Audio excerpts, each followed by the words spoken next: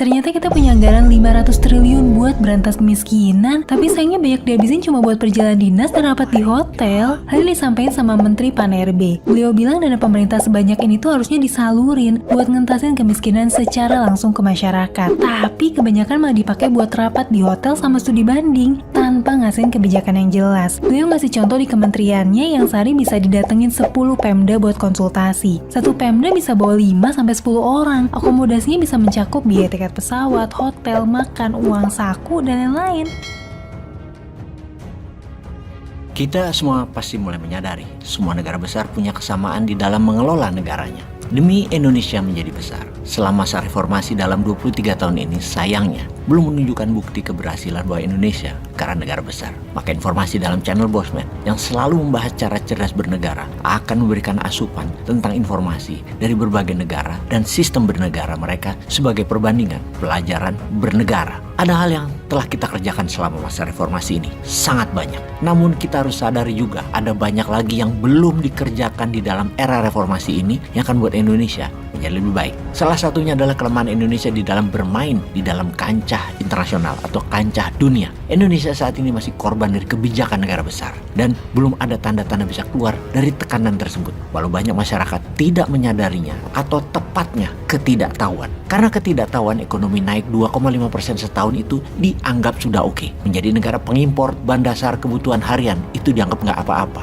Hutang ke negara lain, pakai mata uang negara lain untuk biaya rutin pemerintahan itu dianggap oke. BUMN yang harusnya untung namun disubsidi itu dianggap oke. Oke karena ketidakfahaman, oke karena ketidaktahuan. Namun kalau tahu, kalau membandingkan dengan perusahaan yang ada lebih dari 1000 perusahaan di dunia yang lebih besar di BUMN yang tidak pernah merugi dan tidak pernah shareholdernya menambah equity, maka malu sebenarnya kita melihat cara BUMN dijalankan sekarang ini. Bahkan pegawai BUMN harusnya juga sadar bahwa mereka bukan pebisnis sebenarnya karena cara dagangnya pakai fasilitas, bukan pasar bebas yang survival, yang fit, yang hidup, yang cocok. BUMN sangat tidak relevan terhadap zaman, tidak adaptif. Padahal sektor bisnis yang digarapnya, apalagi birokrasi pemerintahan, banyak donnya, banyak nggak bolehnya, banyak aturan yang membatasi, bukan untuk hal yang produktif. Bayangkan, dana setiap tahun 500 triliun itu dihabiskan hanya untuk rapat-rapat kunjungan kerja yang hasilnya tidak ada, tidak langsung, namun didiamkan, bukan diperbaiki. Mending buat memperbaiki ekonomi atau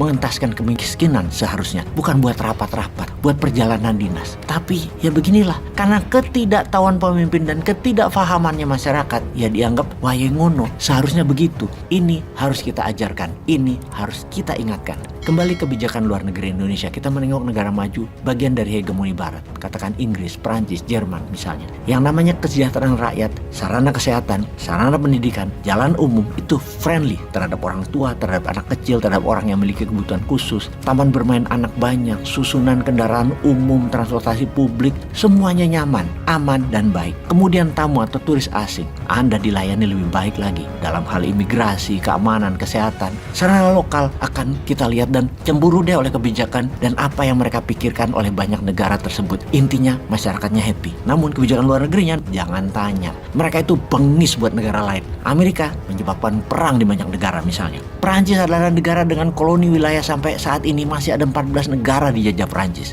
Belum merdeka penuh dan kejam sekali terhadap rakyat yang dijajahnya Perancis itu. Yang saat ini negara-negara yang dijajah Perancis itu adalah pakai mata uang franc Afrique. Hebatnya, kejam menjajah negara lain secara ekonomi tentunya, atau menyerang negara lain, membunuh rakyat di wilayah lain, rakyat di negaranya, misalnya rakyat di Amerika, rakyat di Inggris, rakyat di Prancis, tidak tahu apa-apa dengan apa yang negaranya lakukan. Mereka ramah tamah saja terhadap sesama. Rakyat Prancis tidak tahu bahwa negaranya masih menjajah wilayah Republik Kongo, Burundi, Chad, kemudian mengeduk dengan sadis kekayaan alam dan kendali negara-negara itu. Rakyat Prancis juga tidak tahu bahwa separuh aset 14 negara tersebut devisanya ditaruh di Prancis, yang mana kalau ditarik keluar miskin langsung ke Prancis. Dan uang devisa negara jajahan itulah yang jadi uang untuk membangun Perancis. Kan kejam. Begitu juga Amerika yang merampok Irak, merampok Libya, merampok Suriah, dan banyak rakyatnya gak sadar bahwa uang negaranya adalah hasil jarahan, uang haram. Ibarat bapaknya korupsi di eselon atas bea cukai dan pajak, anaknya gak tahu berapa orang dirugikan dan berapa negara dirugikan. Asik-asik aja pamer moge, Rubicon. Ya seperti itulah kira-kira ilustrasinya.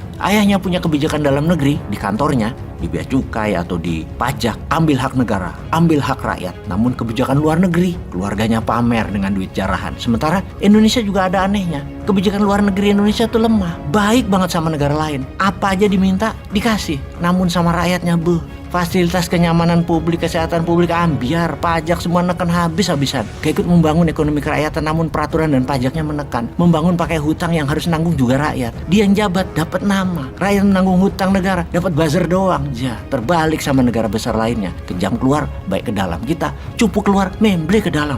Ampun dah.